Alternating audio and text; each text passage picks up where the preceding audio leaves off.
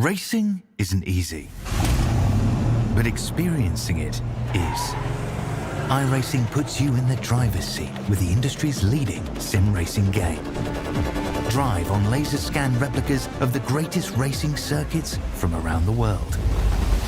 Go head-to-head against other drivers chosen by skill-based matchmaking to ensure competitive racing at every level. Compete across all your favorite series. In officially licensed cars, engineered to deliver the most accurate driving experience possible.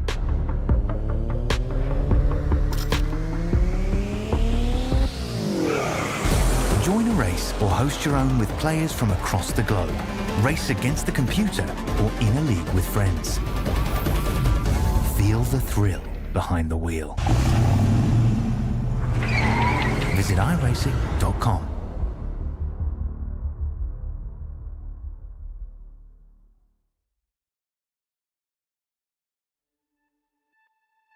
Experience the world's most legendary racing events with iRacing.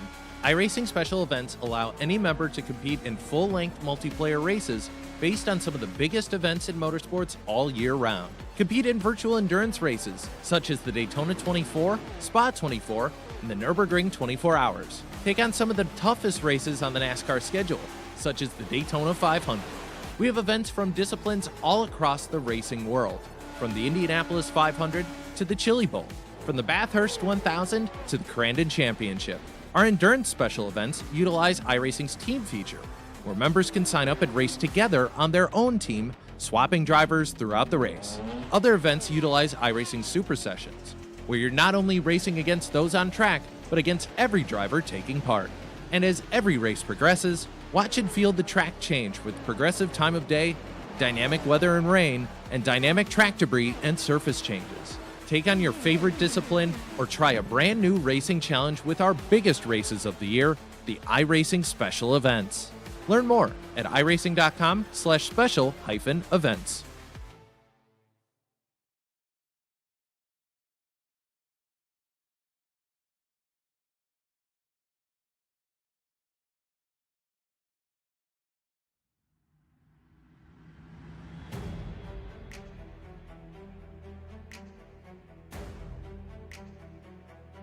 Welcome one, welcome all to SimSpeed TV once again this beautiful Wednesday evening. And what a place to be. The Australian sim racing group Sprintcar Pro Invitational Series coming to its 12th round at the brilliant Eldora Speedway in Ohio.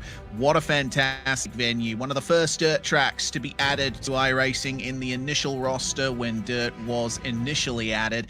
And I think a lot of people have done more laps around this place than any other dirt track. It's iconic, it's fast, it's got a reasonable amount of banking, very top dominant. So we should see some interesting moves feeding that right rear to the wall tonight here on SimSpeed TV. Live on YouTube, Facebook, Twitch, and Kick. It's me, Reese Gardner, alongside Scott Rankin in the commentary box with Jeff Kennedy behind the scenes, pressing all the buttons and bringing you these live pictures. Scott, 150 Australian dollars to win today. It's going to be a tightly competitive field. Yeah, that it is. And as usual, it's you just never know how things are necessarily going to go. I think one of the tricky things that we're going to see here tonight as we get into the final four races of this here championship is that we're off to a couple of those narrower tracks to certainly finish the season off, but probably the biggest challenge that awaits us is not flying over the banking at Lernerville. Before we can get there, though, you're right, top dominant, a racetrack that's going to take some tinkering with, and well, if it gets up and it gets up against the wall, it's going to be so tricky to pass, as we've seen already thus far this season. Yeah, certainly will. Kern Raceway in the dirt track Charlotte rounding out the season. I can't believe that we are in the final few rounds of this championship, and what a close championship it has been.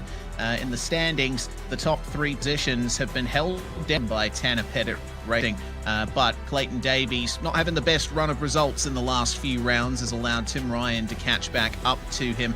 Tanner Pettit and Aidan Forster, your championship top 2, with Matthew Gowans rounding out the top 5. He's had some great form recently, up ahead of Carmen Stewart, Hutchison, Rattray White, and also Henry Fenson, who got another couple of fantastic results over the last few rounds. So I'm really interested to see how these championship standings are going to close up, whether or not Tanner Pettit can blow back at Aidan Forster. Top 30 cutoff here, only separated by 2 points between Bailey Leeson and Aston Hurley. That is the cutoff for an automatic invite to the next season of the championship. So everyone below that line, Scott, is going to have to do a little bit more work in the last few rounds.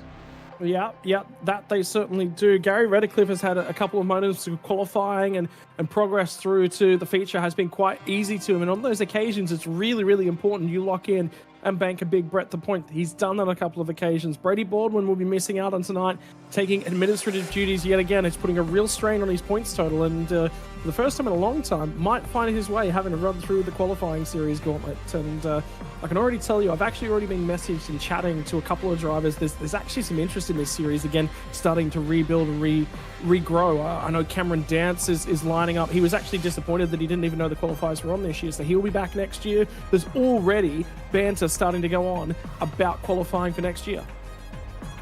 We'd love to hear it. Lots of hype for 2027. Well, look at the track where we are today. Half a mile in length, Eldora Speedway, and that is quite big for a sprint car track. Ethan Winter taking the win in 2025. It was a 40-lap A main with 4 cautions. Remains to be seen how many cautions we're going to get in this year's A main, but it's a wider track and a bit more of an open track than some of the circuits that we've gone to in the previous few rounds, which have had plenty of cautions. So I'm hoping that the number reduces. Yeah, could be the case. I know Ethan Winter, I think, is going to be actually sitting up in the administrative booth here tonight, but, you know, the big thing is that people just want to get out there and they want to get their momentum certainly going forward, particularly with Eldora being so top dominant. What that does do, we talked about it, training, single line training out effectively on the top as it gets later and later and later on into that feature. So what that means is it actually puts a little bit more impetus on getting the move done. And you know what car racing drivers are like. If you've got to get aggressive early to be successful, that's where people start tripping over each other and the fun happens. Some people complain about a lot of cautions in a feature. I flip on the other thing. This is a debate that's been going on about a number of different series in my DMs for a long period of time. It makes them exciting, though. There is a reset and a go again. More car racing happens with more cautions, as much as cautions do breed cautions. They do indeed. A quick look at the previous winners of Eldora. Of course, Ethan Winter won in 2024 and 2025. But apart from that, it's a really varied number of drivers that have taken victories here. It's been a long time since we've seen Clayton Tilley in a server. Hopefully we can see him return at some point. Jason Nygaard winning in 2020 for the 410 Speed Week. But Tim Ryan has the honor as being the first in ODSE history to win at Eldora in the 360 Power Series in 2020. Before we get into the practice and hot laps, a quick word from the title sponsor of this round. It is the Eldora Royale, sponsored by Influenced Clothing Company.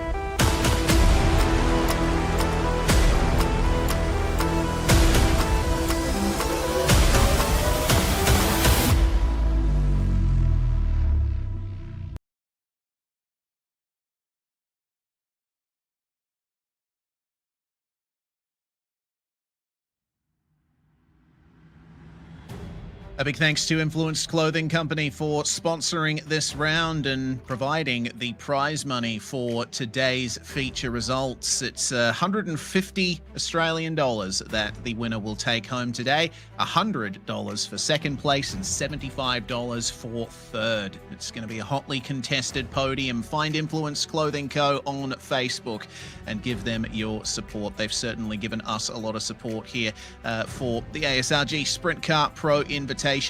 So, the format for today, we have 44 drivers registered for the server today, so that means that we're only going to have 4 heats of 8 laps each, with the top 5 from each heat advancing to the A main.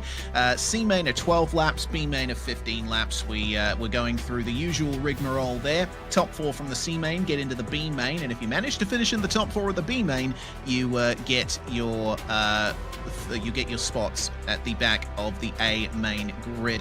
The first and second place drivers in the heats will redraw for A main start positions, and all positions are going to be available for the redraw this time. It's not just a case of second place in the heats going for the positions 4 through 8 like we've had in the past. You could literally finish second in any heat and potentially start on pole for the feature, Scott. A little bit of a tweak to the format coming towards the tail end of the season, and an opportunity to shake things up as well. It also just means that you're in and amongst it, and there's a world of opportunity. We've already talked about guys that have made it through to the feature, just, there's a weak heat, and that does happen. The nature of the mathematics suggests that it will. If you pull off a phenomenal qualifying performance, you bump somebody else out of that heat, you bump out some of your rivals. But I think this is, no one's been talking about the championship battle. Everyone's been talking about the SpeedwayDraft.com battle, because there's a lot in this. There's a lot of pride, and the margin's down underneath 500 points for that series lead. But the big problem is we can't fight too much. Jay Kennedy's catching up. We've got to keep him back there where he belongs. Yeah, we do. We've got to make sure that we don't take points away from each other either, because we are quite close. We're separated by just over 400 points there, but I'm still leading the SimSpeed booth standings, so I'm happy with that. We have all chosen Aiden Forster and Tanner Pettit as drivers to watch out for here today. You and Jay have gone for Harry Stewart and Zach Rattray White. I've once again gone a bit scattershot with my choices. We'll see if it pays off. Look, as much of a fan of Joel Berkeley as I am, tonight I think I'm hoping that he tumbles a little bit and up and over the barriers. But a little bit of support for Harry Stewart. Should he have made sure that he makes tonight? He's always one to forget that it might actually be race week. So I desperately hope that he's out there throwing down laps at the moment. Yeah, I certainly hope so too. Play for free on SpeedwayDraft.com. Up until the start of the race, you're able to pick your drivers with a budget of 30,000 virtual dollars to spend on your various choices. Completely free. It's a bit of fun. It's another way to get involved in the action here. So, the hot laps in practice currently happening right now, presented by NBS 3D Printed RC and Slot Car Customs. The drivers are just wearing the track in a little bit, but notably, I believe they've been told to stay off that top line. They don't want to wear it down too early. Yeah, so it's just making sure that there's room to move about. If the top line remains with the level of grip that it's potentially got up that racetrack, the problem is what we're going to end up with very, very quickly is everyone moves to the top. There's no real racing going on. It's just try and maintain that speed all the way around. So what we're trying to do here is a little bit of moving things around. At the end of the day, we're a mix between simulation and we're trying to get this as simulated as much as we possibly can. But the big problem is, at the end of the day, we still got to work around some of the limitations that happen with gaming and those sorts of things. Sometimes, as it just is right now, that top just comes in, the dirt builds up, the grip builds up against that fence, and it never really goes away. What we're trying to do is push back as long as we possibly can, moving up there. If there's grip down the bottom of the track, big news for us. Means that there's going to be some racing going on as the cars move around and try and create that groove. The other thing that you want to do is you want to make it risky. If it's really, really slick up and against the fence, you miss it by centimeters, you're in that fence. So it's risk versus reward, because you've got to be up there, you've got to be grinding it down, doing everything you possibly can. So that's what we're trying to do with the hot laps and open track state. It's literally manipulating the track to try and give us the best possible racing outcome that we possibly can. And the drivers, they tend to love it. They do indeed. And Blake Walsh certainly loving his pace early on. 12.5 at the top of the practice and hot laps. Riley Hutchison and Henry Benson rounding out your top three. It looks like Joel Berkeley's going all right. 6th place for the moment. Ethan Foley, he's been looking for a win to try and back up his incredible pace. Hasn't quite been able to get the job done all the way yet. Maybe this will be his opportunity to do it. Well, we're now into the next session, qualifying presented by Sim Wrap Market, and Joel Berkeley is currently on top of those qualifying standings on a 12.7. It looks like we're having a steady amount of drivers work their way out onto the track, but majority of them still haven't set times yet, and it's nearly halfway through the session. Yeah, already through a rapid amount of that session, 25 seconds or so to go, and we'll be slicing our way back through. Joel Berkeley is out there and has the quick time for now. Harry Stewart's going to line up and send it to P2. Everybody else is starting to come out a little bit further down. John Schultz has managed to go for a 10th and a half off the pace. Harry Stewart's managed to improve. He'll steal that quick time by 7,000ths of a session.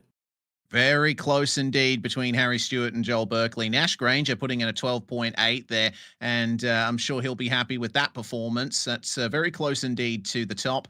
Matthew Gowans putting in his first time, a 13.4. I think he's trying to build up some extra pace there for a second lap. Brock Thompson going to P3. Nathan Norman to P6. Noonan to 10th. And then Bailey Leeson making a time for 15th spot. Darcy Walker getting into the top 10. And then Riley Hutchison to the quick time, immediately pipped by Henry Fenson. This is super competitive.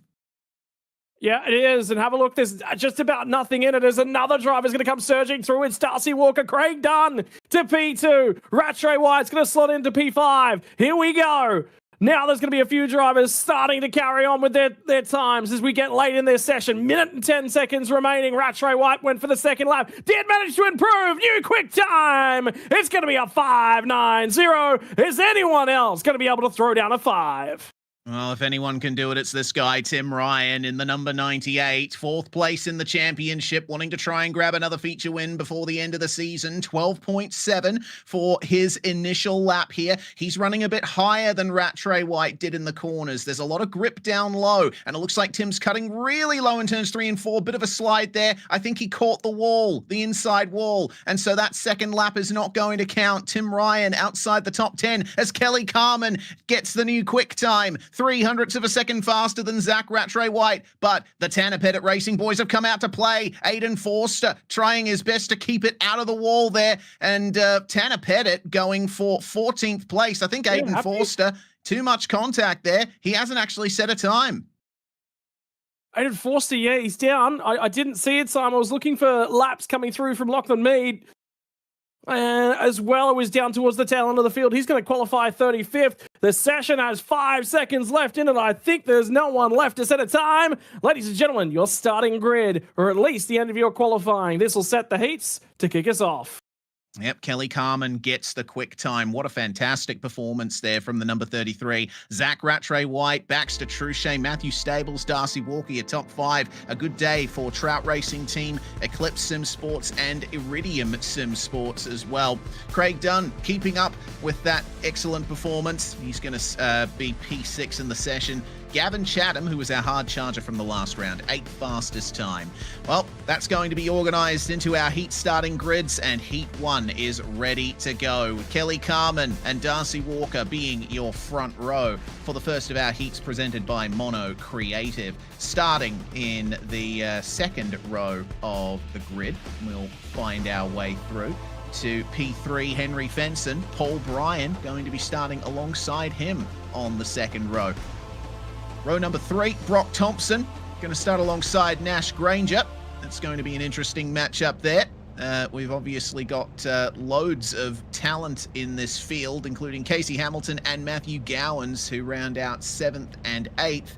And then our final row of the grid is going to be Gary Redcliffe and Blake Walsh, who topped the practice session. So there's going to be a lot of pace there in the hands of Walshy. We'll see what he can do from the very back of this grid. But at the moment, Kelly Carman clearly with lots of pace here today. All he has to do is hit his marks.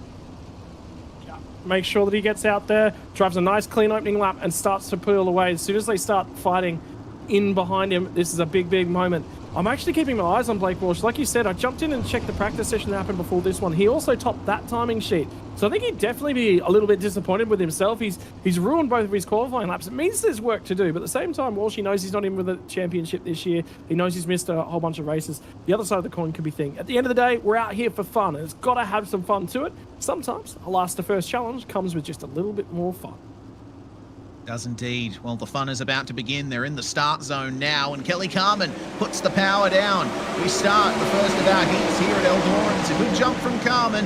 Walker and Fenson side by side for second spot. Fenson running the low line. Of course, not as much momentum if you run that tighter line, but you get the speed up, you keep the car nice and straight, you'll start to come back, as you can see Fenson is doing now. He's managed to get nose ahead of Darcy Walker now, as Brock Thompson falls down the order by a couple of positions, now down to 7th. Remember, it is the top 5 from each heat will transfer through to the feature. So the battle between Nash Granger and Matthew Gowans is one that we should definitely watch. But how about Nash Granger, who manages to make himself an element in the fight? It's super close here. Thompson's there too. Yeah, Granger's now slid his way all the way back to P7, so we're talking about it's going to move its way up the racetrack as all of a sudden the lines start to get wore out that little bit. Gets to the high side now with the 61 machine of Thompson. Moves back to the bottom, surges ahead in the middle of the corner, cut off the exit, gets the power down, tries to take the line away. He's managed to successfully take that, but now Granger's going to turn it back down the hill off at 2. Not enough room to slam the door closed. This one is going on to lap number 6 already. Well and truly clear. It's Carmen from Brian, Fenson and Gowans, your top 4. From there on out, it's anybody's guess. Brock Thompson trying to get one up on Darcy Walker here, and Nash Granger and Casey Hamilton are right there as well. Hamilton putting on a good few laps last couple of runs there to get himself into this fight. This is amazing. We've got 6 cars all fighting for this second spot here. Gently does it on your way through turns 1 and 2. Final lap has already begun for our leader, Kelly Carmen, who leads by 1.3 seconds. It's still on here between Brock Thompson and Darcy Walker. Carmen wins the first heat. Oh, it's a very close race for 5th spot, though. It looks like Thompson won out. Well, just went back and I was actually watching the entire start from Blake Walsh's perspective. Something's wrong with car 97. He spun on his own. He had a half spin on his own, was able to catch it, get away, and then it went again on 3 and 4 on the opening lap. So something happened to car 97 there, and for Blake Walsh, who won races in last year's championship, he'll have to come the long way through with a car that looked like it was not performing all that well at all. Hopefully, Walshy can sort out whatever's plaguing him in time for the C main, which I believe he'll be making his next start in today. Everyone outside the top 5 will be starting in the C or B mains from here. Carmen, Brian, Fenson, Gowans, and Thompson will transfer straight through to the A main. Carmen and Brian will be in for the redraw for the top 8. It's time for heat number 2, though, and Zach Rattray-White really setting those timesheets alight in qualifying. Will be starting on pole alongside Craig Dunn, who's very strong at Eldora as well. Aston Hurley, good qualifying performance from him. He managed to get into the top 10 in the battle for the quick time. He'll start 3rd alongside Harry Stewart. And then Nick Ryan and Trent Gosley will be your 3rd row of the grid. Ethan Foley, the qualifying didn't entirely go to plan for him. Down in 26th, he'll start 7th for the heat alongside Rylan Dixon. And then our 5th and final row will be Thomas Mitchell and Nick Mithen. All Aussies, apart from our pole setter, the Kiwi Zach Rattray-White. And, well, he's certainly come in leaps and bounds the last couple of years. I don't remember talking about him much before 2023 or so, but now we speak about him in just about every series we do together, Scott. He's very strong in GTs, strong in supercars as well, but he does love to have a steer in the sprints every so often. Sometimes it's one of the best things you can do because it's just something, right? It's just adding another layer to the toolbox. And you know, being able to drive a car off the right rear is a critical skill because then you can set the car up quite loose and you can create turn on road courses in ways that you just can't otherwise. So it's a great skill set to test. It also makes sure that you're working on your balance and feeling and understanding of the car. When you lead them away from pole like that, it also makes it difficult for the boys on dirt to come after you. Whoa, we've already got a car on the wall. Trent Gosley didn't even make it through turn 1. That's such a shame for the number 4. Looked like it might have been a solo error, but I didn't quite catch the full incident there. It looks like Harry Stewart's starting to fall back a little. Not much momentum there, and oh, goodness me, Nick Ryan and Aston Hurley getting into the wall as a result of that. Looked like a bit of a miscommunication there between Harry Stewart and Ethan Foley. I don't know if Harry's going to get a black flag from that from race control, but it looks like he is one of the first who's starting to feed that right rear to the wall. Yeah, now it's starting to work all the way up there. Going to be a little bit of net code in the first one, a fair bit of daylight in between them. Aston Hurley's been given the black flag for incident on that one, I believe. Has taken him out of this one. Thomas Mitchell's having a few issues a little bit deeper in the field as well. Now it's just about locked up. 1, 2, 3, 4, 5. Biggest battles on the track between Ethan Foley and Harry Stewart. Yes, I believe Trent Gosley was the other car in that replay that we just saw there. Difficult job when you're racing at these high speeds with netcode not entirely being reliable depending on your geographic location. We have almost got 2 laps to go here, and it's looking like a bit more of a sedate run this second heat. Our top 4 all in a line. In fact, include our top 5 in there if you throw in Ryland Dixon running behind Harry Stewart right now. The fastest lap being held, of course, by Rattray White. He's looking pretty consistent up the front. But apart from that, we still have Thomas Mitchell and Nick Mithen trying to gain a couple more seconds here on the final lap. Stewart running deep there as Rattray White takes the win in heat number 2. Craig Dunn and Ethan Foley round out your podium. And then it's going to be Harry Stewart and Ryland Dixon who will join them in advancing through to the feature. Missing out Thomas Mitchell and Nick Mithen, with Nick Ryan, Aston Hurley and Trent Gosley our retirements from that heat. We'll be seeing them race one more time today though, so they'll have a chance to get into the feature grid. Heat number 3 on the cards now. Baxter Truchet and Rusty O'Neill. Trout Racing Team front row lockout with Riley Hutchison putting on some fantastic performances in qualifying. Will start 3rd alongside Joel Berkeley, who is always strong at Eldora. Ethan Bastian starting in the top 5. Daniel Boyd will round out our 3rd row with Kobe Noonan and Andrew Stables in 7th and 8th. Lachlan Mead and Brenton Hobson, your final row of the grid. Very consistent 10-car fields that we're getting for these heats. Hobbo, one of the drivers who didn't set a time in qualifying, so we don't quite have a read on his pace yet, though he did set a 12.7 in practice on a fresh track.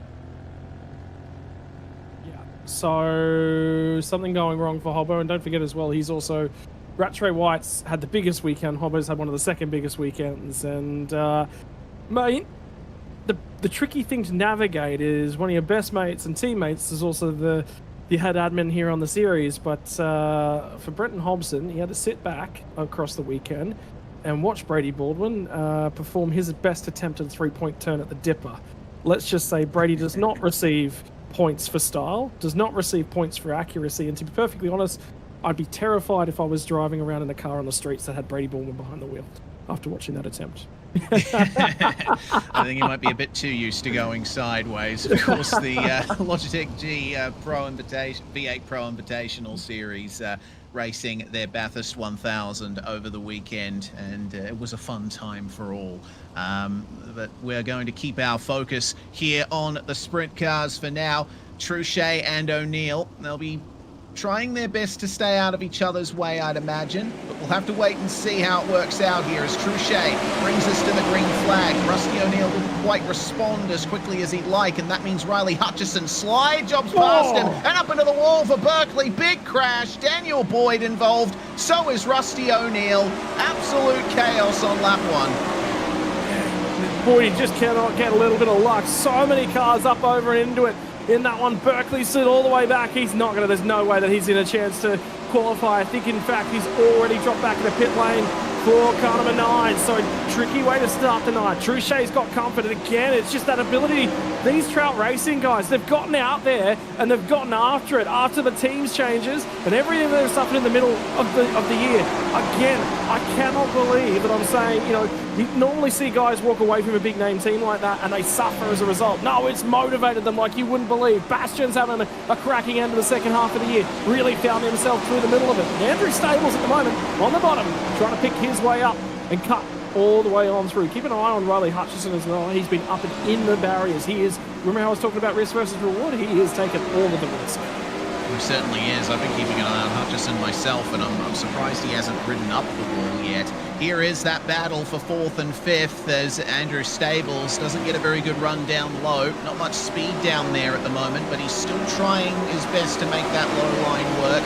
Ethan Bastian and Lachlan Mead effectively just driving by him there on the start-finish stretch. 1.5 laps to go for our leader, Max Truchet, who has 1.5 seconds over Riley Hutchison. Meanwhile, big pace from Brenton Hobson, who we're on board with. He's about to catch up to Andrew Stables here and could go for a move here on the final lap. Stables going to cover the inside again. Does Hobbo have the momentum? Hutchison's going to take victory up ahead, but it looks like Hobbo just missed out. What was in that? It was absolutely not. It was definitely less than 1/10 of a second. And that move was coming. It was coming. And ran out of time. Gee whiz. Brenton Hobson will keep his Mr. 6th place title of days of yore. Truchet, Hutchison, Bastian, Mead and Stables transfer straight through into the feature. Noonan and O'Neill, the last couple of finishes with Daniel Boyd and Joel Berkeley not making it to the end. Just too much damage for the both of them. And it would be very frustrating for both of them, I am sure. But again, they'll get another chance to get into the feature field later on. It's time for our 4th and final heat. Matthew Stables is going to start on pole position for this one, alongside Gavin Chatham, our hard charger from last round. Tim Ryan, one of the most decorated drivers in the AusNZ dirt racing sphere. He's going to start alongside Tanner Pettit, second in the championship. Nathan Norman and John Schultz, your third row, with Bailey Leeson, Paul Ward and Aidan Forster, your final drivers on the grid. And Aidan Forster, I think, the one car that's really looking out of place in this field. Mate, look at the heat. Hey, run through the names that are in this heat yet again. Matthew Stables, Tim Ryan, Tanner Pettit, Aidan Forster in a heat together. There is a very, very realistic possibility that more than one of those guys has to go through the alphabet tonight. Again, qualifying and consistency. We talked about it last year with the championship, and everyone was a little bit all over the place. Well, the Pettit Racing guys have flipped what Ethan Winter did last year on its head. Ethan was a little bit inconsistent, as were most people throughout the first half of the year, and then put it together at the back end of the year. I counter. I think they've done the other way around. They were very, very consistent up front. They've started to get, everyone's gotten less consistent as the season's gone on. Yeah, you're 100% right. I didn't expect the qualifying results, certainly, from this round. A lot of drivers way out of place from where we'd expect them to be. But at the same token, some fantastic runs up from drivers that took their time getting their season together initially, particularly the Trout Racing guys who we can't seem to stop talking about. Well, it looks like there's no Trout Racing cars in this particular field, so we'll keep our focus here on Matthew Stables and Gavin Chatham to see who gets the best run here. Drop the power, and we are away. Nice run from Stables. Door left open to the inside by Chatham. Ryan's going to move up, and he's struggling to keep the car straight up high, but he covers him. And now Tanner Pettit going for it. Big slide job, manages to slot himself in between Tim Ryan and Matthew Stables.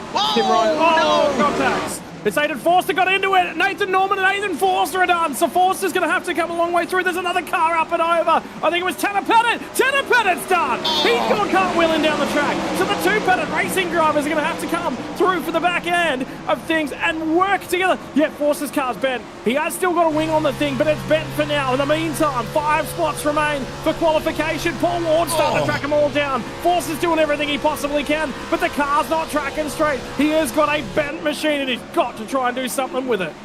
Did you see that right front flailing about? That wheel is not attached by much, has to be said.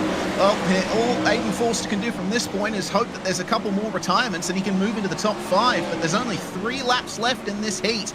Once we get across the line next, Stables is running consistently, but Tim Ryan, 8/10 behind him, is looking faster for the moment. Bailey Leeson here chasing John Schultz as Tim Ryan has a big sideways moment up top, and that's going to close up the battle for second even further. Here it comes as well. Chatham's now starting to really breathe some fire down his neck. He's not looking confident and comfortable. and there's still any opportunity for anything to change. 2 laps left to run. It will become 1 here in just a few moments as the white flag will come out on the final heat of the night. Chatham is right there and on the gearbox right now with Tim Ryan. There's an opportunity for something to be done. Does he send it? Because he risks losing something to Bailey Leeson. Stables will run a clean pair of heels, get the job done. Leeson's going to do what he possibly can. He just can't quite get there. Oh, what an incredible turn of events here in this 4th and final heat. Everyone coming across the line there. I just went back to take a look at Tanner Pettit's incident, and it looks like it was a slide job attempt from Tim Ryan. Just went up into Tanner Pettit and sent him into the wall. So we'll have to wait and see if Race Control has anything to say about that. But Tim Ryan, for now, will finish 2nd on the track in the final heat, with Matthew Stables ahead, Gavin Chatham behind. Leeson and Schultz join him in transferring through to the feature. Paul Ward, the final finisher, with Forster, Pettit, and Norman all retiring. That's, well, actually, Aiden Forster 2 laps down. My apologies. Goodness me. Well, we're going to move now into our C main, starting on pole position. It's going to be Rusty O'Neill, and Tanner Pettit is going to have a second chance to start alongside him here, with Blake Walsh and Trent Gosley in 3rd and 4th. Daniel Boyd and Nathan Norman, your 3rd row. Then it's Nash Granger and Aston Hurley, 7th and 8th. Joel Berkeley, all on his lonesome, 9th and last on the starting grid for the C main, presented by Wimmera Dry Cleaners. And all of these drivers, I think, will feel pretty hard done by, Scott, in their progress or lack thereof through the heats. This is their chance to resurrect their night. Yeah, that it is. Here we go. Joel Berkeley from the rear of this one, and Blake Walsh and Tanner Pettit from the front. This is going to be a good one. I'm chomping at the bit a little bit. You know, sometimes you sit down to some of those longer format asphalt races and you go, yeah, look, I sort of already know how this one's gonna work out. Biggest thing about dirt, you just never know. There's always that element of something unreliable happen. For those of you who are joining in for your first ever Sprint Cars Pro Series race, welcome to what we call the C main. Out of this one, the top 4 drivers will make it to the back end of the B main. Everybody else's night will finish at this point in time. The end of the C main, the top 4 drivers will make their way, at the end of the B main, the top 4 drivers will make their way to the A main. Everybody else's night is over. We are about to lose ourselves 5 drivers, and in only 12 laps time, we'll move on to kicking a whole bunch more drivers out. You show up on the night, you don't get to race for the big prizes. And tonight, $150 cash for first place. This is a big prize night. Yeah, certainly is. Massive amount of prize money here by our sponsor, Influenced Clothing Company. Pace truck making its way into pit lane, and Rusty O'Neill leads the field away. It looked like a bit of a concertina going on further back. That's created chaos at the back of the field, as into the wall is Trent Gosley, and in neither of the races he's done today has he made it through the first couple of turns. That is rotten luck for Trent, but it's trading spots for the lead and trading spots for 3rd and 4th. Berkeley making his way up to 4th ever so briefly. He is well and truly in the fight for the transfer, but really it's between Boyd and Walsh for the moment. And there was just a little bit of contact between Nathan Norman and Nash Granger as well. Right now, you're right. Blake Walsh has managed to slot his way into P3. Boyd's going to move up to the top end of the track on the G Electrical number 79. Now it's going to be up to the Ulick Sim Sports driver, Joel Berkeley. Can he try and start to track him on down? Granger and Hurley in behind of them. They're having a little bit of a tussle and throwing down. Everyone's up and against the fence. Boydie was up and against the fence for far too long. Took too much risk. Got into it. Here comes the slide job. Berkeley moves his way to 4th. Can there be a reply? Oh, maybe not initially there for Daniel Boyd. He almost let Berkeley have that one. Joel carrying a lot of pace there, but he needs to keep out of the wall too. That's a compromised entry there from Joel. This is the fight for these drivers to stay in the night. And it's not even over then, as you said. Top 4 from this one will transfer through to the B main, but they've got to finish in the top 4 of the B main to have any chance of making the big race today. Well, it's not a problem for our top 3. They're very far ahead, but Berkeley and Boyd continue to trade blows here. Yeah, back to the bottom, back to the top, back to the bottom, back to the top. Here comes Slider. This is like 4th or 5th time these guys have gone at it in this manner. Now it's Boydie all the way to the top of the racetrack, up and into the fence. Berkeley turns it across his nose. Now he's going to have to slide it back down. And the problem is there's not as much grip in that second lane. You see Berkeley pinch him off, choke off the momentum. Now he puts it on his nose, forces the checkout. 3 more laps to go when they come back to the stripe. Next time by, but have a look who's arrived on the scene. It's now a 3-way battle. Reese, this is why we love dirt, my friend. Aston Hurley getting some great pace on there as Berkeley and Boyd battle hard. You're costing each other time if you're just swapping positions back and forth like that. That's why you want to try and get the move done and dusted as soon as possible. Boyd gets into the wall and he can't get himself unstuck in time. Another hit. That's going to be heavy damage to the suspension, and Nash Granger he didn't make it through. Granger making contact with Boyd on the way through there, and he's going to be out. Daniel Boyd out of the top 5. He will have to go home after this one, but it's not the case for Tanner Pettit, who started from P2 and will take the win ahead of Rusty O'Neill and Blake Walsh. Berkeley and Hurley side by side almost across the line, but they will both, Berkeley will make it through into 4th and grab his ticket into the B main there. So Aston Hurley, the only other finisher out of that ultimately. Boyd and Granger out on the run into the final lap with Nathan Norman and Trent Gosley, neither of whom made it very far into the C main. Shame for them, but we'll see them next round, I'm sure. Time for the grid then for the B main, presented by McSlide Race.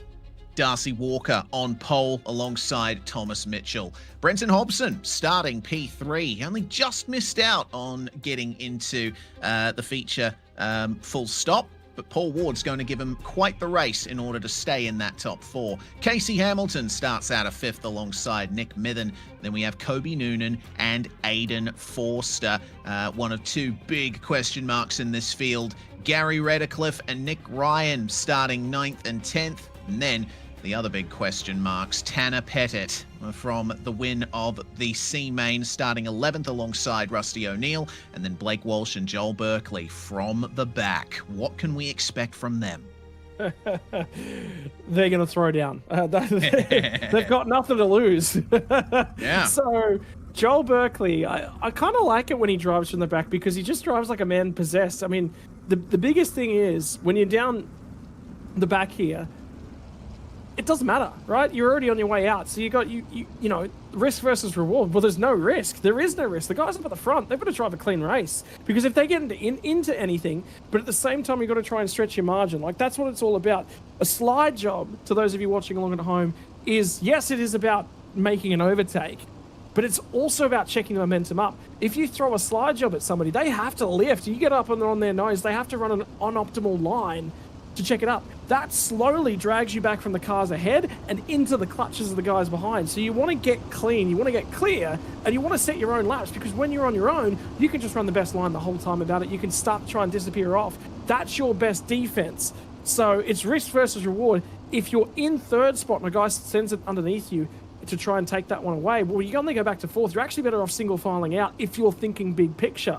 But at the same time, if he's slower than you, you want that spot back. It's really, this is literally high-speed chess with cars that are not glued to the floor, and that's the best part about it. Yeah, and to boot, sprint cars don't have rear view mirrors, so you can't tell what's going on behind you. Not that Darcy Walker has to worry about that. Starting from pole and leading us away for the start of the B main. Big run round the outside from Thomas Mitchell. He's going to try and go for it. Nearly coming down into Casey Hamilton, and then the cut underneath from Walker again. Super close racing at the front of this field.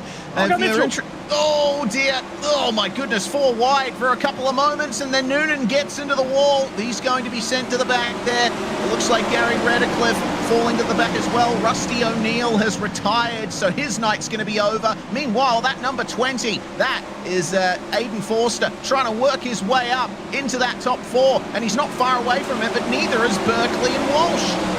Now he's going to have to switch back down to the bottom line and have a look at the guys in behind as well. You're right, still 3 wide, Reese. Now they're just about 3 wide for that P4 slot. Still throwing down for the race lead. Hobson's up there and having a crack at Thomas Mitchell now. It is really starting to get intense with these top couple, because remember what I said, you start battling, all of a sudden the guys behind you get a lot closer. Mitchell grabs the fence. Here comes Forster. He's managed to work his way to 4th. That means he's hanging on to a slot, but if he can get the 3rd, somebody else behind him can try and nick one. Here comes Forster, moves his way down the racetrack, takes it away from Hobson. Hobson back to 4th. He'll turn it down the racetrack, fight it back. Is he going to send a cider? You betcha. Mitchell's about to get slide jump for the race lead as well. It's everywhere. It's every position. If you can keep your eyes on this, well, you've probably got a better chance being a spotter. You need 8 of them. Oh, no, Forster! No, Forster! Done! Hobson, done! So many cars! Half the field is done in a moment! Wow. Tanner Pettit just made it through all of that, and he finds himself in 3rd, Berkeley in 4th. So he has done just enough to secure a spot on the feature grid here today, losing Darcy Walker, Brenton Hobson, and Aiden Forster all in one fell swoop. This has not only been one of the most hotly contested B mains of the season, but I think one of the most dramatic. Oh, my word. And remember how we were talking about the top being so critical? Well, there was a lane down from the top that had just burned itself away. Berkeley's now up and into the fence. He's starting to come back to Kobe Noonan. It's not done yet, Reese. We've still got 5 laps left to run. I don't think I've got another cylinder to go through. You're right. Mitchell's had contact. He's harder to bury. His right front's off the car. You're kidding me. You are kidding me. What is going on out there? Casey Hamilton now leading the way from Tanner Pettit, who is charging up to the back of him like a bull at a gate. Currently, Joel Berkeley sitting in P3 and Noonan in P4 as they're starting to dispatch lap cars here. There's the contact there. Casey Hamilton getting past Thomas Mitchell, but sending him up into the fence in the process. Some heavy contact there. Pettit now trying his best to work his way around Casey Hamilton as we're coming up to 2 laps to go, and lap traffic is going to be an issue as well. That's Nick Mithen running P6 that they're trying to make their way past. Oh, gets above him. Hamilton just got the line choked off. The problem for the lap car of Nick Mithen was there was a car inside and a car outside. He's still trying to run his race, stay out of the way of these guys, but there was one either side. Where do you put it? Hamilton did his best to try and rip the top, and unfortunately for Mithen, he just drove it back up the racetrack. Car ran out of grip. We're now out of time. This is it. Final lap of the B main. Pettit will get it done. Hamilton P2, Berkeley from Noonan. But the big picture is the guys we say goodbye to. Thomas Mitchell was there in 2nd place. Late drummers for him. Blake Walsh done for the day. Hobson, Walker, Forster. My word. My word. Forster, the championship leader coming into this round, he will not get the big haul of points that you'd get from finishing well in the feature. My goodness, what an incredible B main. And, well, I think Tanner Pettit's going to be happiest of all, finding his way to 1st spot there ahead of Casey Hamilton and Joel Berkeley, who podiums it and gets himself a spot, the 2nd last spot on the feature grid. The final spot will be going to Kobe Noonan. We say our goodbyes to Nick Bryan, the only other finisher on the lead lap there. Nick Mithen and Gary Redcliffe 2 laps down. Thomas Mitchell, he was fighting for the win, for a podium even. Yeah, it was guaranteed until there was that contact between himself and Casey Hamilton, and he'll be classified 9th in the end ahead of Paul Ward. And then outside the top 10, it was a tough go of things for Brenton Hobson and Darcy Walker, both out in the same incident. Aiden Forster getting involved as well, with Rusty O'Neill out very early on. Wow. I mean, I honestly don't know what to expect from the feature now. We're going to be having some really fast guys starting from those final few rows. There's so many. It's missing out is the bigger picture. Missing it. But we've said this happens. This does happen sometimes in just the nature of dirt racing, is things go chaotic and there's just nowhere really to go. Right. We got a spinning wheel. We got a redraw to get to. Before we get there, it's so critical we show this, right? That is one of the best drivers in the world up and into the wall. Netcode gets involved and they just get ricocheted and ping-ponged. And the nature of Eldora is even if these guys lift off the gas, even if they touch the brakes, which aren't completely connected like they are in an asphalt car, the braking performance of these cars, it's non-existent. We talk about it in NASCAR as ARCA brakes. These things have the worst brakes. Lifting off and letting the aerodynamic drag slow you down is all you have. And your reaction times, minuscule. Minuscule. Yeah. There's nothing you can do. Absolutely nothing those guys following could have done. Yeah, the brakes are only really for turning the car, and I don't think sprint cars even have brakes on the front wheels. It's only the rears that have any form of decelerative potential on them. Well, it's just about time now for the spinning wheel, and we're going to be deciding our top 8 here. And reminder that it used to be, over the course of the most of the season, that the heat winners would be competing for those top 4 or top 5 positions, and second place in the heats would compete for the other half of the top 8 or top 10. That's not the case today. So, Kelly Carmen, first one to join us here, looking fast today. I mean, it's a really wide spread of positions that you could potentially start in here. Pole position is a possibility, but so is 8th. Yeah, definitely. I've never seen this dash sort of thing. Yeah, it's new to me, but yeah, you can only hope. It's all really luck. If I start on pole, I start on pole. If I start in 8th, I start in 8th. Like, yeah. Right, well, we'll see now. The spinning wheel getting spun, sponsored, of course, by Australian Speedway Results. Let's see which position you end up in. It's going to be 3rd inside 2nd row. Yeah, no, that's all right. Just need to keep my nose clean and, yeah, hopefully stay on the podium spot. All right. Well, congratulations on that one, and good luck to Kelly Carmen as we bring Zach Rattray White into the fold. So, 3rd place has already been decided, but every other position in the top 8 still up for grabs. You're looking reasonably quick today here. It looks like there's going to be a track reset for this one, so I guess it's going to be difficult to decide which row you'd prefer to start in. Oh, anything up front would be good. I think, like you said, the track's going to get reset, so it's going to be pretty hammered down. So clean air will be king at this rate. The wheel spins, starting to slow down now. That first is... Oh, there we go. It stopped just in time for you. You've got pole, Zach. Bowling. Oh, that's a turnaround for my luck. This hasn't been good as of late, so I'll take it. Excellent stuff. Well, we'll let you get prepped for that one as we bring Baxter Truchet in. Pole position, unfortunately, is now out of the equation, Baxter, but you could still start on the front row. Yeah, probably outside row is probably more ideal with the new track states that they've got. iRacing has brought in, but no, I'll be happy with anything I got. All right, well, let's see what you do get here. Anywhere from 2nd, 4th, 5th, 6th, 7th, or 8th. Let's see then, as we come to a stop by just a pixel. I think that's 5th place. Yeah, no, not complaining there.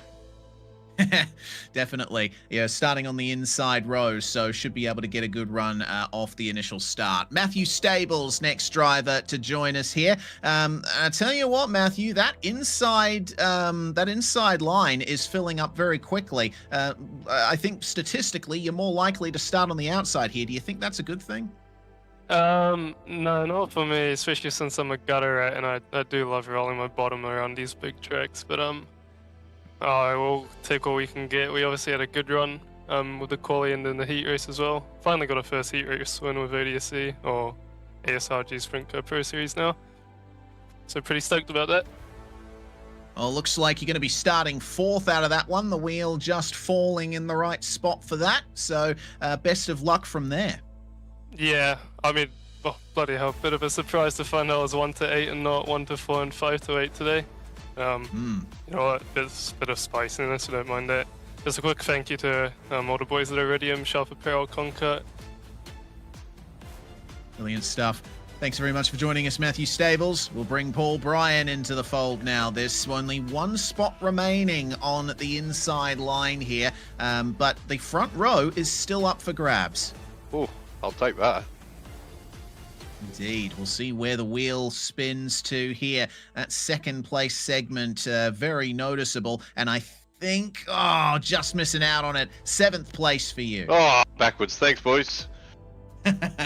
Best of luck from 7th place, Paul Bryan. Next driver we're bringing in is Craig Dunn. Some great pace from you today here at Eldora, Craig. I've been saying this to every driver. There is potential for you to start on the front row here. Yeah, it'd be nice, mate, but we'll see how we go. We're just trying to be consistent, and yeah, we'll take whatever we get, but a front row start would be quite nice. Yes, the only options available are outside line starts here, and it looks like 2nd place is going to be yours. Awesome. Thank you very much. Best of luck for the start, Craig Dunn. Riley Hutchison, second last driver, will bring in here today. Once again, Eldora seems to be smiling on you, Riley. It's basically a question of whether you're going to be starting 6th or 8th today. That's all right. I'm happy with the outside. Eldora is not one of my most favourite tracks, so we'll just see how we go. Try and keep the car clean. All right, where does the wheel stop? Just inside 8th place, so outside 4th row start for you, Riley. Perfect, thank you. And with that, Tim Ryan, the last driver to get his position settled here, but no spin of the wheel for you, Tim. 6th place, the only other position available. I was scared I was going to get 8th then, so no, I'm quite grateful with 6th. I was very tempted to just tell him, yeah, it's P8 for you. No, it's actually I was going to say, fellas, I had all to gain and I was still only going to get 8th.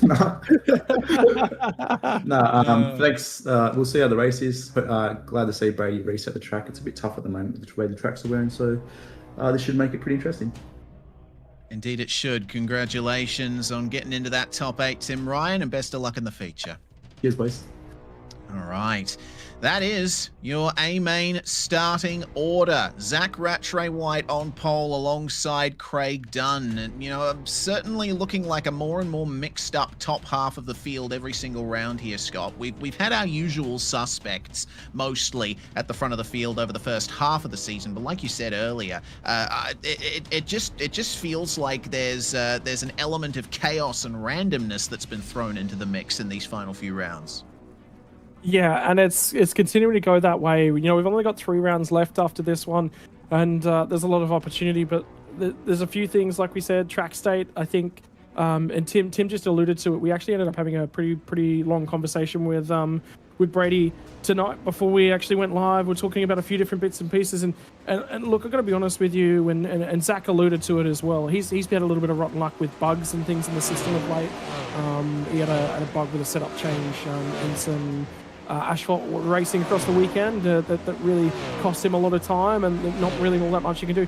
That is realistic. There's a lot of different things. A lot of people sit there going, yeah, but it's simulator racing. It should be all this. It should be perfect. It should be good. Well, if it was perfect, we'd have brake failures. If it was perfect, we'd had engines that just fail to start for no reason on their own, because you're simulating realistically all of the mechanical failures, the bits and pieces, a tyre that runs over something that on the found on the track and goes flat in the middle of a feature and your day is done.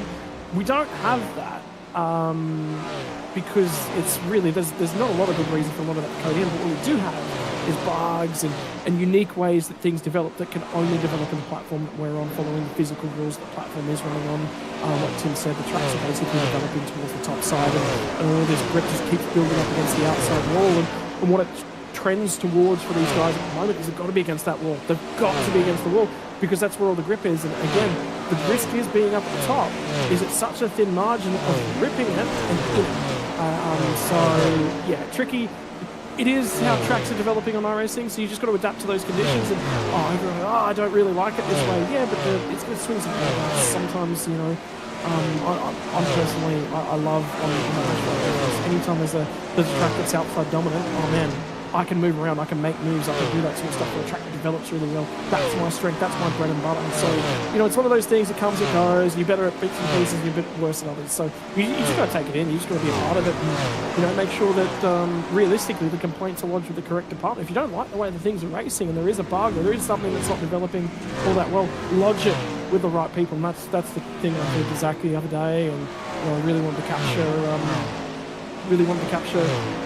in terms of the bug that they were experiencing. It's a little bit the same here. You know, the community wants this to be fixed and wants this to be changed. Got to make your voices nice and loud, or else nothing happens. Yeah, absolutely. And you know, I think there's so much potential for dirt racing on the sim. You know, brings a few countries together, doesn't it? You know, the United States, the home of sprint car racing, but very strong competitive scenes in Australia and New Zealand as well. It's one of the types of racing that really brings us together from halfway across the world. You know, we have a good roster of Americans racing with us here, and plenty of Kiwis in the midst of all the Aussies that are racing here as well. Well, we're going to review our format one final time here. It is a 35-lap A main, and if you're new to dirt racing, that's 35 green flag laps. If a car crashes and the caution flag is thrown, then the lap count pauses, and you're touring around, going just lapping behind the pace truck, as it were, but you're not actually getting laps counted while you're under yellow.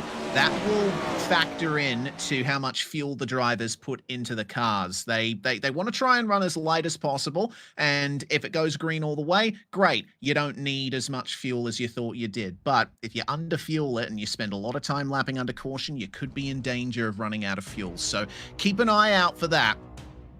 The pits will be open for fast repairs until the end of lap 15, just to give a chance for drivers to get back into the race if they have an incident in the early laps. And really like the fact that ODSE does that in their administration of these events. Should result in some highly competitive racing here at Eldora Speedway. It's time for the A main, presented of course by Influenced Clothing Company.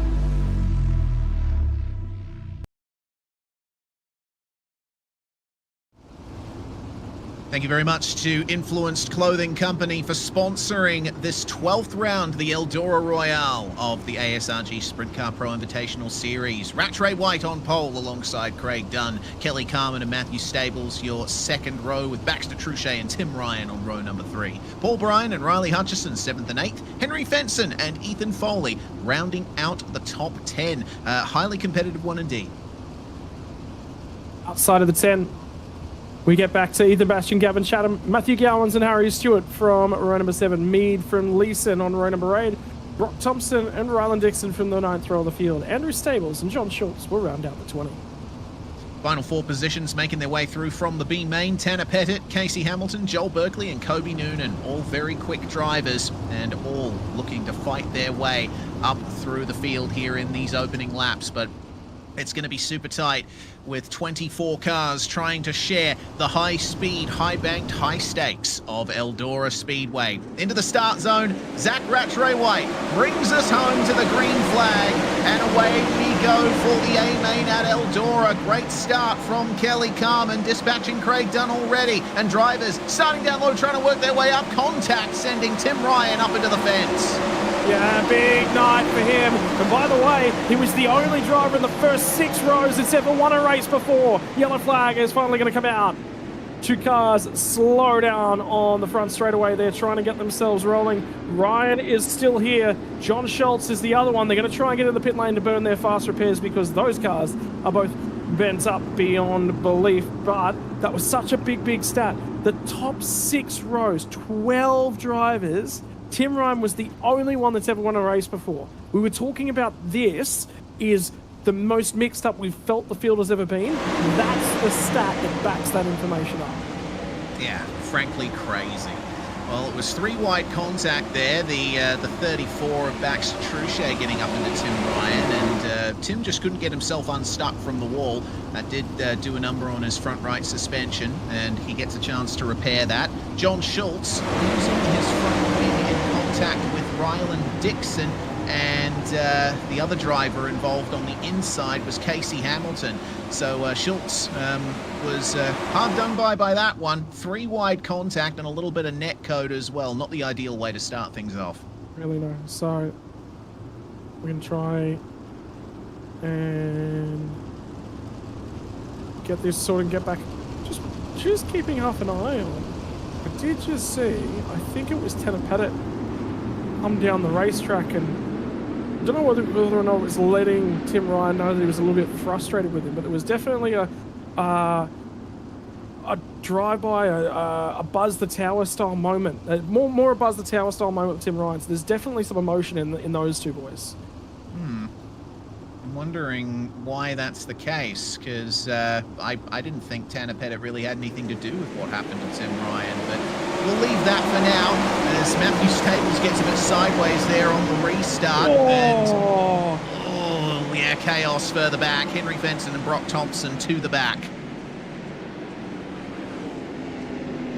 Looks like pretty heavy damage for Fenton. Yeah. And it was back to Truchet. It's basically gone from bottom to top. Yeah. Just fired it into turn 1, and Fenton really couldn't do anything to mitigate that. He was just fired up into the wall himself. Here's the start. So Fenton in the purple and white car on the outside. Truchet gets up into him there. And, yeah, I mean, if you're Fenton, what can you really do about that? Yeah, he was just there. He gave as much room as he needed to. Yeah. Absolutely gave more than enough room. So Henry Fenton's unfortunately day done, as is Brock Thompson, because both of those guys were not able to drive their machines back to pit lane. So if you can drive it back to pit lane, fast repair is open to. If you cannot drive it back to pit lane, you have to tow. The day is done. So that's going to be some big points missed out on for both Fenton and Thompson, who are both in the championship top 10. So we'll hopefully be able to get a cleaner run here, because it's going to be a single file restart. Rattrade White leading us away. Kelly Carmen immediately giving chase. Who's moving back in the field? Ethan Bastian making his way past Matthew Gowans. Nice outside line run there. Looks like middle of the road is where you want to be initially. They were wearing in that top groove in the warm-up session beforehand, but no one's gone up there just yet in the race. There's still plenty of fresh track left everywhere else. I think the big thing is it's probably the bottom right about now. There's a whole bunch of guys making ground up on the bottom. Just with how short it is, the way around, they just able to maintain that throttle pressure. Remember, 410 cubic inches worth of volume in these entrants, really trying to throw these cars up and around as best as they possibly can. Ethan Foley's now starting to hustle the rear bumper of Paul Bryan. Bryan's been running the middle line when the bottom's probably been a touch more favoured. I think the middle's starting to come in just a little bit more. He now goes to the bottom of the racetrack. Rattrade White has the lead. Carmen is starting to close him down. Rattrade White trying to cover off the middle there in turns 1 and 2, but down to the bottom goes Kelly Carmen. And yeah, you can see, especially in 3 and 4, the middle does look good compared to the bottom. And I think it's just going to be a case of trading spots here, or is it Rattrade White having to check up there behind Carmen? Yeah, he just missed the crossover, just missed it fractionally. Now he's back up and against him. Somebody just had a huge moment in the background. Craig Dunn, and he's had to pull the car over, and everyone's trying to get out of the way. And that will mean Kelly Carmen's got control of the field. So Rattrade White lost it, tried to turn it back down underneath him, and just missed it a fraction. That means he had to bail on the throttle. Heartbreak for Craig Dunn. Potentially contact here, sending him up into the wall, or not. Oh dear, that was maybe a bit of netcode contact, and I think it might have been with Tanner Pettit just then. Or Pettit came through and hit Craig Dunn. Pettit is out of the race as well. Yeah, our championship heavy hitters and drivers starting at the front. Remember, Craig Dunn started on the front row for this one. And I don't think he's going to make it into pits. Oh, he's having to do a 3-point turn to get into pit lane. He has. There we go. Oh, okay, so this is what took Pettit out of the running here. Car number 24. Yes! Oh, dear. It was Craig Dunn stopped on the high line. Nothing Pettit could do. And ending on the roll hoop, or the roof, what passes for the roof of a sprint car. Pettit couldn't make it back to the pits, and he's out. So both of those guys are not going to be scoring bulk points here tonight. But the thing is, how many people picked them tonight? Because realistically, Tanner Pettit was down a few categories. I believe he was in the 8K category in terms of our speedwaydraft.com standing. So he seemed a little bit of a no-brainer, as did Forster. Neither of them are going to see the end of this. Neither of them. Look, all three of us have picked it because we all thought it was shoo-ins. It's just the way things have been running lately. Yeah, wow. Well, yeah, thanks for rubbing it in there, Jay.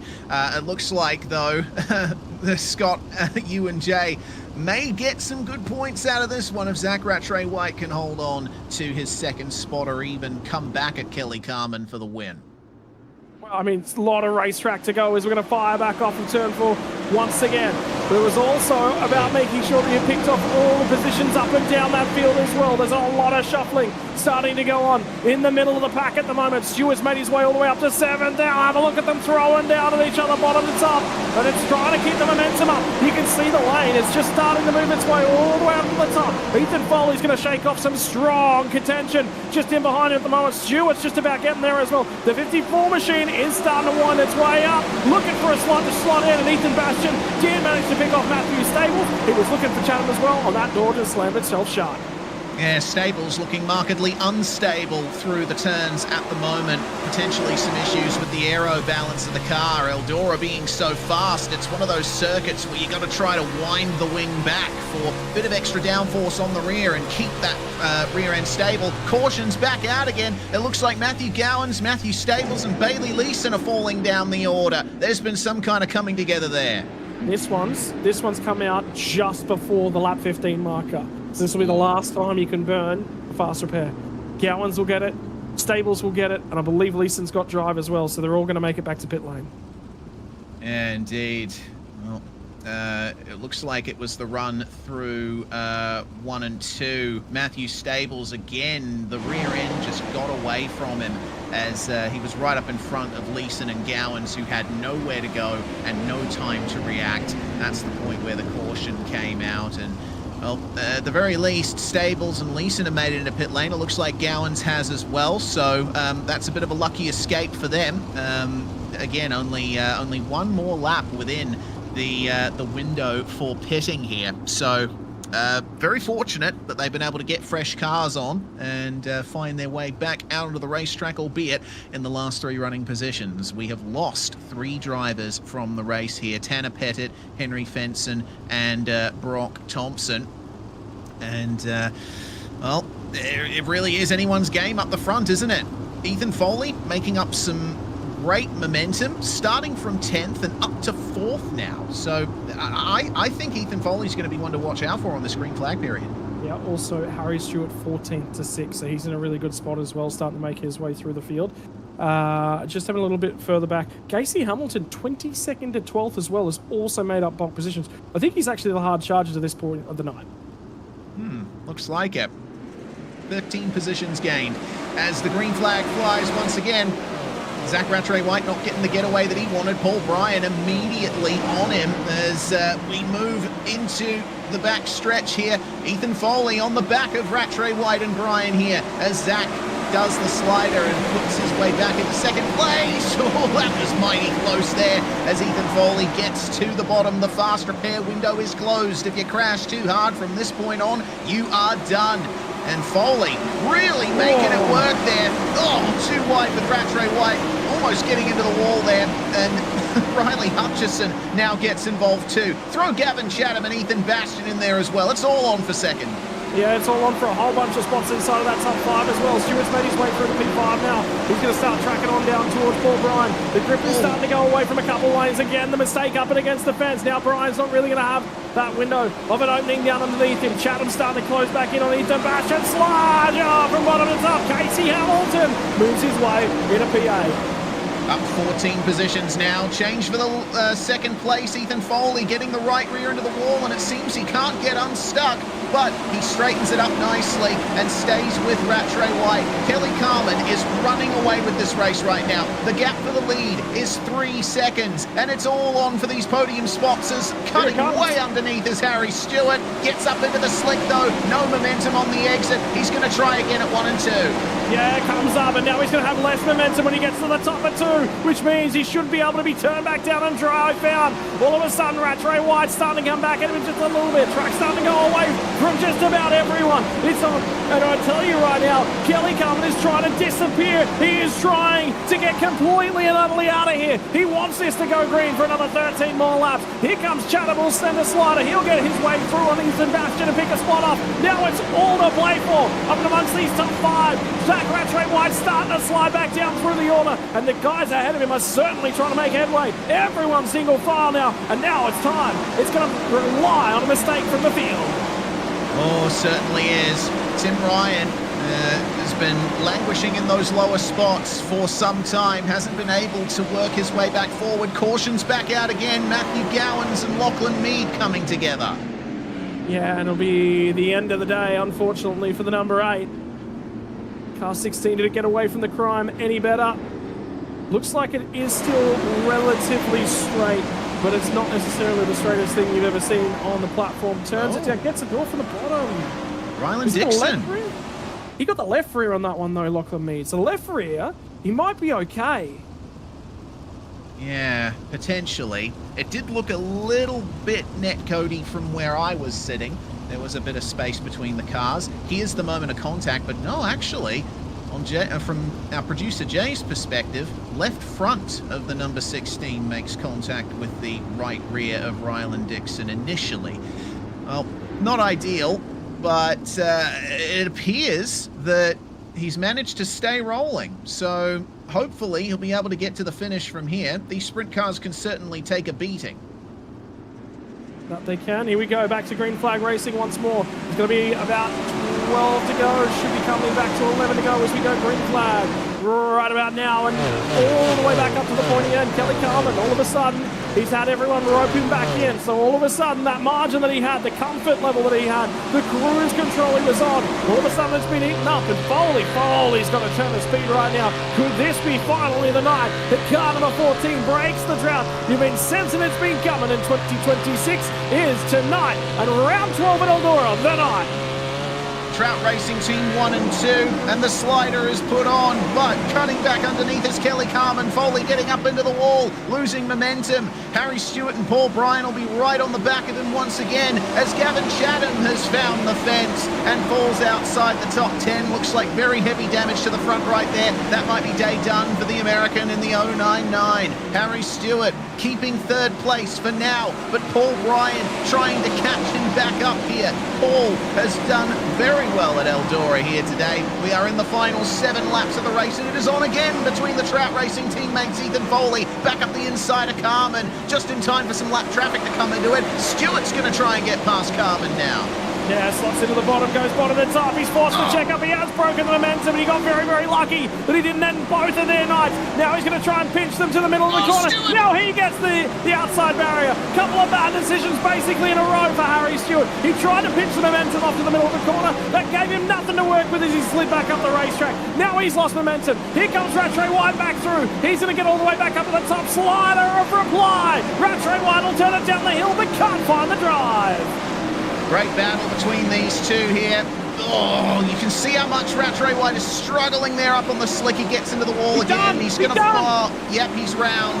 Oh, but we stay green. It looks like Rattray White's going to try to make it back to the pits under his own power, but that's going to promote Ethan Bastion into the top 6. But for how long? Could it be 5th here as he comes together with Casey Hamilton? 2 laps to go up the front of the field, and Kelly Carmen and Paul Bryan still embroiled in their fight for 2nd, and it's all on here for 5th on back. Hamilton just squeezing through there on Riley Hutchison and Ethan Bastion.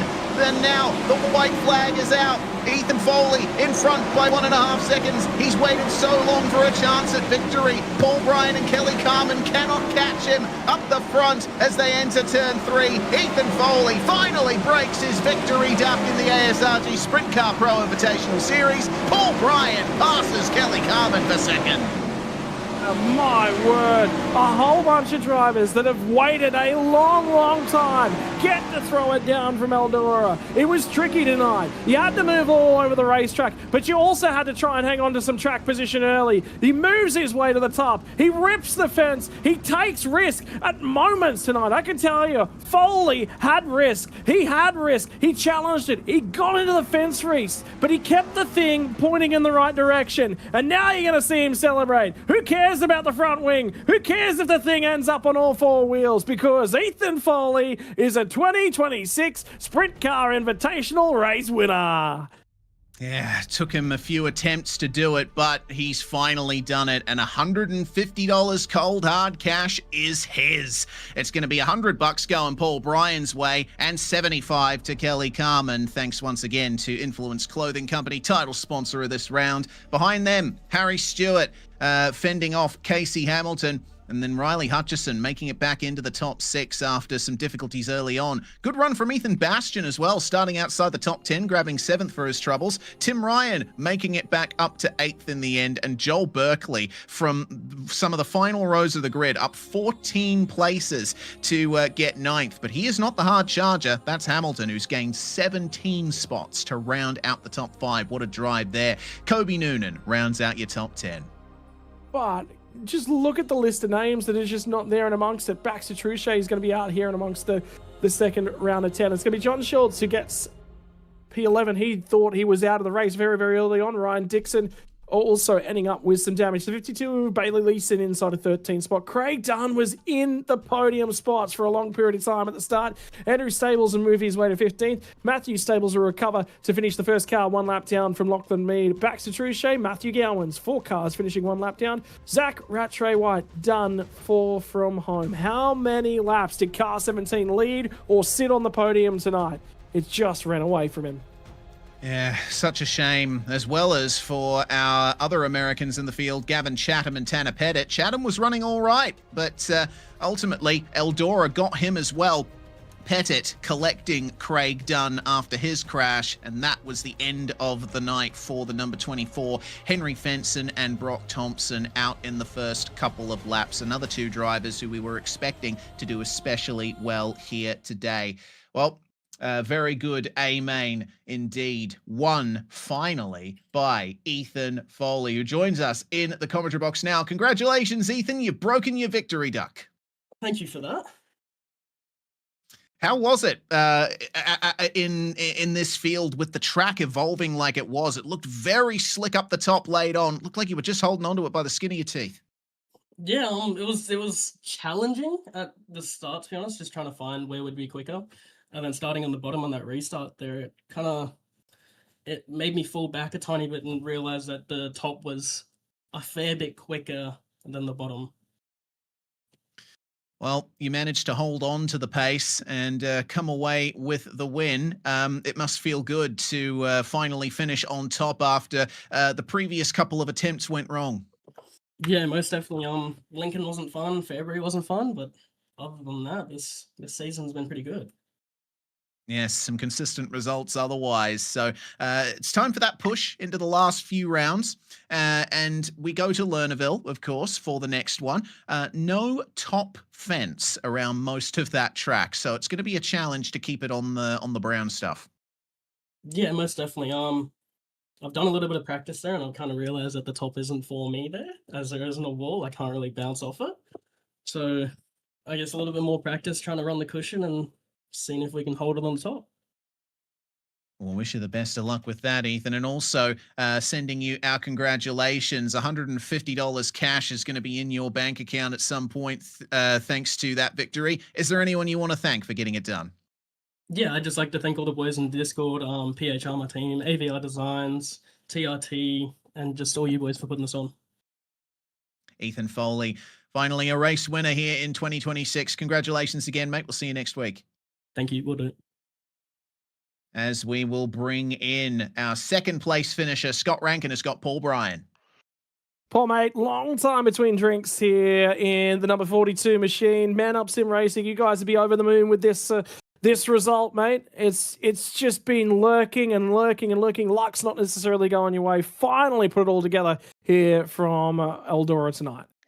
100%, mate. First podium of the season. Hopefully that's the not many rounds to go, but hopefully that's the monkey off the back, and we can finish off the season strong. But yeah, as you say, I've been knocking on the door a few weeks, and I think I've missed 3 or 4 rounds this season. I've had other commitments I wanted to attend to, so that hasn't been ideal. But no, stoked to get P2 for tonight and get the Man Up Sim Racing hot rod back up in the podium. Mate, we've got some tricky tracks coming our way to finish off the season. Lernerville, Kevin Harvick's Kern County, and the dirt track at Charlotte to finish us off. It's going to be tough next week, right up and against the fence. It was about risk versus reward tonight. Next week, there ain't no barrier to catch you. How you feeling about Lernerville? I like Lernerville. Actually, I don't always get the best results there, to be honest, but it's my favourite track on the sim without a fence. I just really enjoy ripping the top at Lernerville, and actually Man Up sponsoring next round, so that's one of the reasons we did it, because Lernerville's most of the guys' favourite track on our team. So looking forward to getting to Lernerville, and yeah, hopefully I'm not one of the cars over with the boats down over the hill. Then again, mate, it's a shorter route back to pit lane from down there. You just circumnavigate, go straight back out to sea. Forget this. I'm not even going to have a look at it.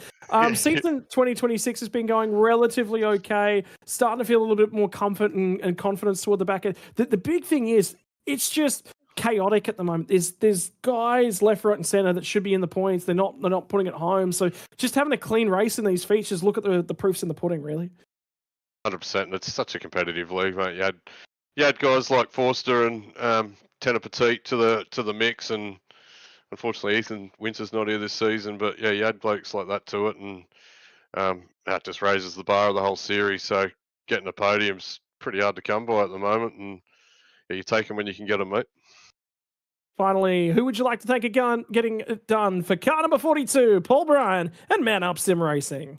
Yeah, Man Up Sim Racing, we do, as you know, Man Up for prostate cancer. All the boys at Man Up Sim Racing, MND Australia for motor neuron disease, Speed Factory, been using Speed Factory for the last few years for all our setups.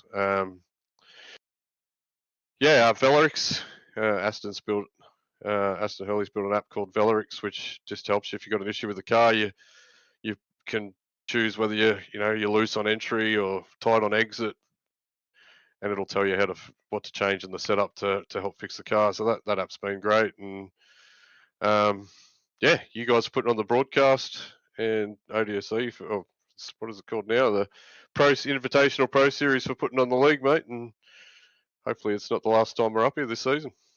Mate, 3 rounds left to go, 3 more opportunities. Go off and enjoy the one with the Man Up Sim Racing crew, and hopefully we'll see you before the season's out. Appreciate it. Thanks, mate.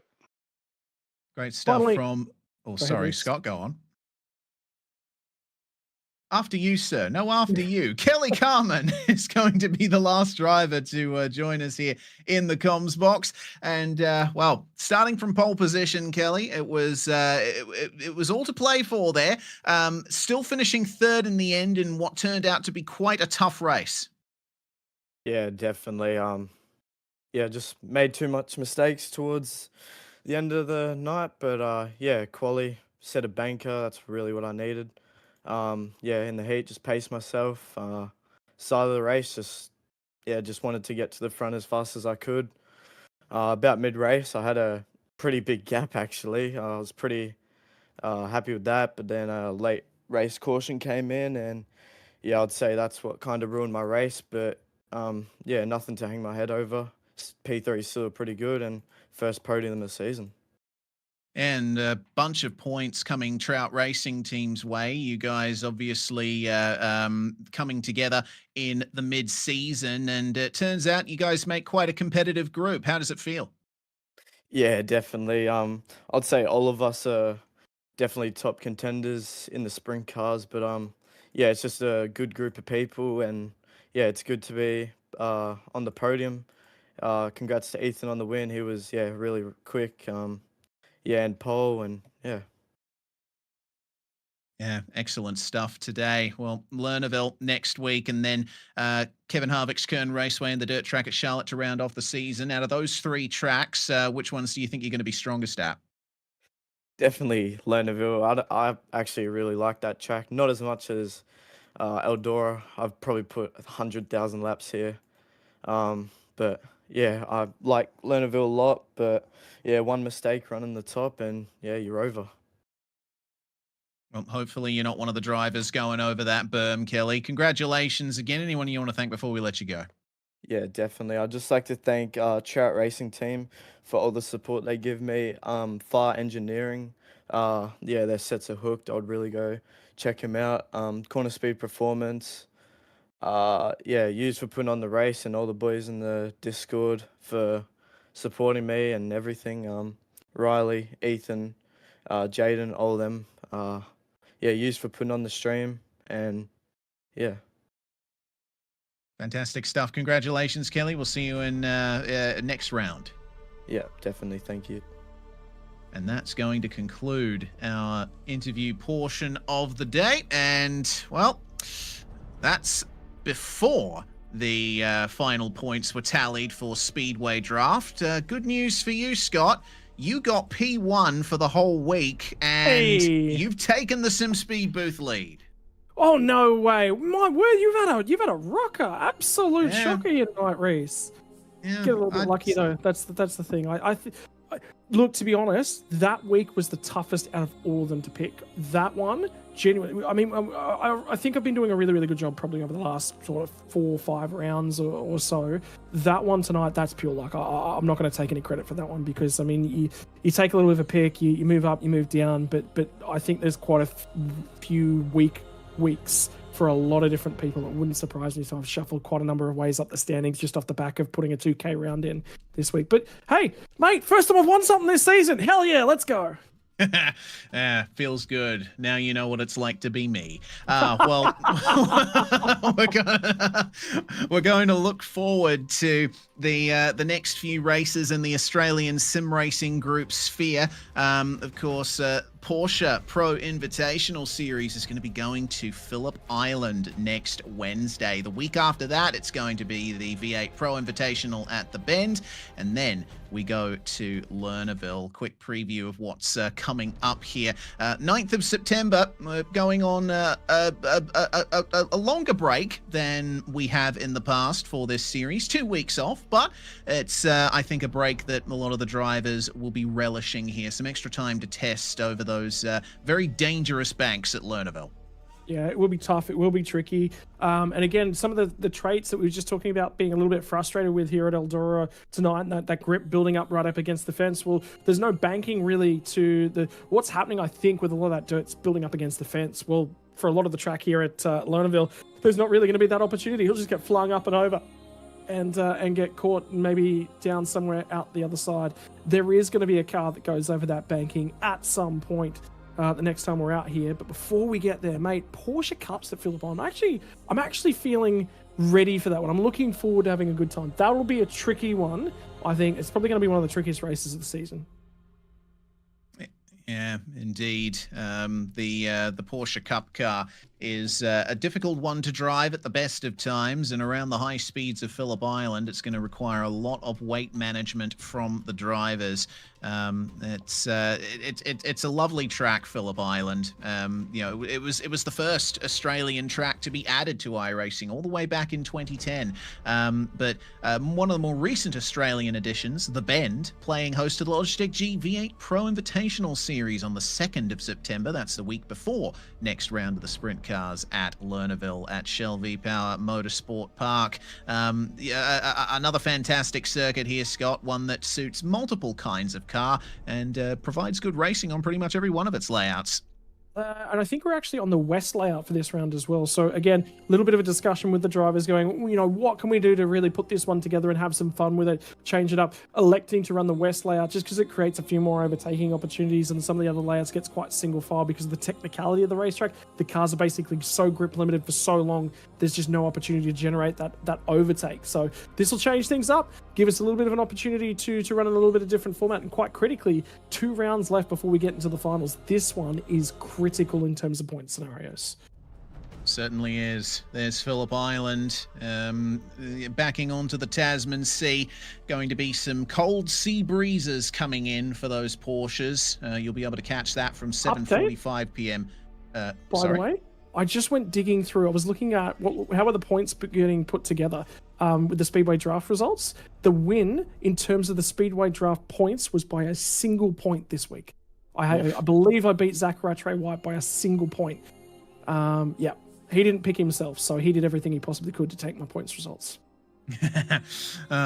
Definitely. Wow. Well, still, congratulations again on taking the overall win this week, Scott. And well, we'll see who finishes on top in the SimSpeed booth next time out at Lernerville in 3 weeks. For now, though, we say our goodbyes. A huge thanks to all of the partners, sponsors, and supporters of the ASRG Sprintcar Pro Invitational, not least Influence Clothing Company, the title sponsor of this round, that put up the prize money for the top 3. Again, 150 going to the winner, 100 to second, and 75 to third. I'm Reese Gardner, Scott Rankin alongside me in the comms box, Jay Kennedy pressing the buttons behind the scenes and bringing you these beautiful slow-mo shots of our winner, Ethan Foley, finally getting his first win in ODSE competition. We'll see if there's any more he can grab before the season ends for 2026. We'll see you all next time here on SimSpeed TV.